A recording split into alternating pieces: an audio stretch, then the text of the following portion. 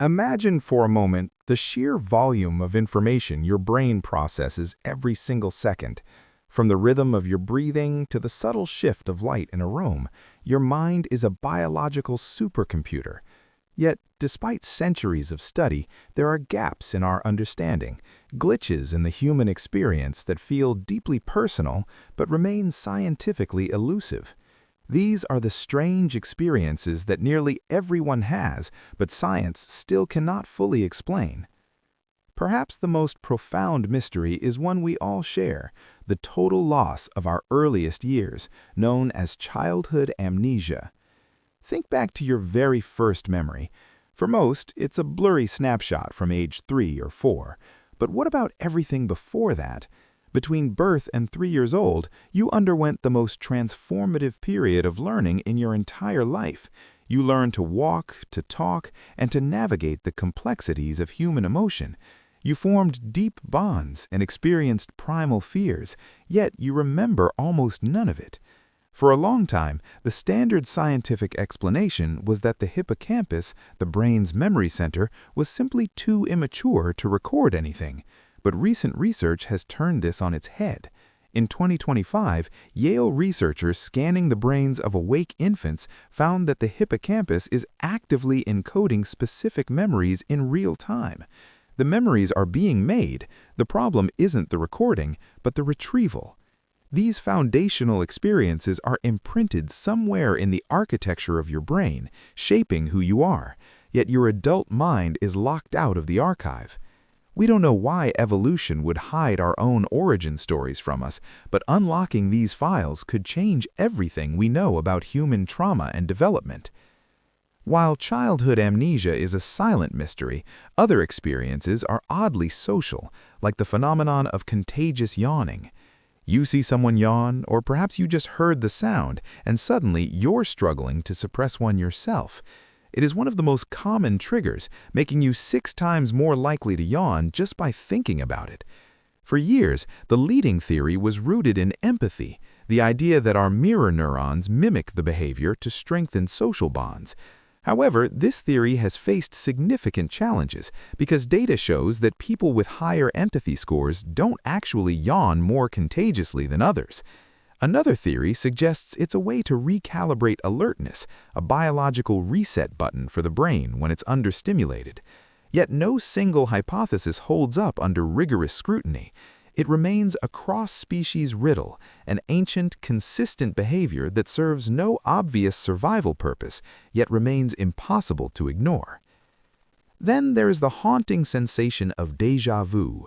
Roughly 2/3 of the population have stood in a completely new place and felt an unshakable wave of familiarity, only to have their logic kick in a second later to tell them it's impossible.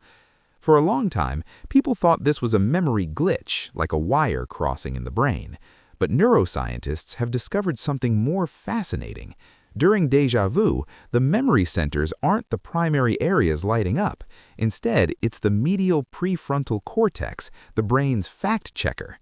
Déjà vu might actually be your brain's quality control system working perfectly. It's the moment your brain catches a false familiarity signal and raises a flag to warn you that what you're feeling doesn't match reality. While we are beginning to understand the how, the why remains a mystery. Why does the brain generate these false signals in the first place? Equally unsettling is the concept of inattentional blindness. We like to think of our eyes as cameras recording the world, but in reality, our brain is more like a spotlight. In a famous Harvard study, participants were so focused on counting basketball passes that half of them failed to notice a person in a gorilla suit walking right through the middle of the scene. This isn't a vision problem, it's a processing limit. Our brains filter out massive amounts of irrelevant data to keep us focused on the task at hand. The danger is that this filter has no manual override. It's why experienced drivers can look directly at a cyclist and not see them, or why experts miss obvious errors when focused on a different detail. It reveals a humbling truth. We are often blind to the very thing standing right in front of us. Have you ever walked into a room only to completely forget why you went there? This is the doorway effect, and it's more than just a momentary lapse in focus. Research suggests that our brains segment our lives into chapters rather than one continuous stream. A physical doorway serves as a powerful event boundary. When you move from the living room to the kitchen, your brain files away the living room chapter to make space for the kitchen chapter. In that transition, the specific thought you were holding, like "I need the scissors," can get filed away prematurely. It's an elegant system for organizing a lifetime of data, but it's also a frustrating reminder of how much our physical environment dictates our mental clarity. Our internal clock is just as temperamental, leading to time perception distortion. We've all felt time drag during a boring meeting or fly during a vacation. This isn't just a metaphor, it's a chemical reality driven by dopamine. When we are engaged in something rewarding, dopamine compresses our subjective sense of time. Conversely, fear can make time feel like it's standing still. Skydivers often report their first jump lasting much longer than the actual clock time because their brains were recording every detail in high-definition survival mode. Science shows that time flies when things are better than expected, revealing that our perception of a long life or a short life might actually be a reflection of how much dopamine-rich engagement we seek out. Finally, there is the nightly erasure of our dreams. We spend years of our lives dreaming, yet within 10 minutes of waking up, 90% of that content is gone. This dream amnesia happens because during REM sleep, the brain actively shuts off norepinephrine, the chemical required to move experiences into long-term memory. Some neurons even send active blocking signals to the hippocampus to prevent dream storage. Evolutionarily, this makes sense. If we remembered every dream as real life, we would lose the ability to distinguish between the two. However, the ultimate mystery remains. What are dreams for? If they are important enough for every human to experience every night, why is the brain so determined to make us forget them? These experiences, from the memories we lose as children to the dreams we forget as adults, remind us that we are not just observers of our lives, we are participants in a biological mystery.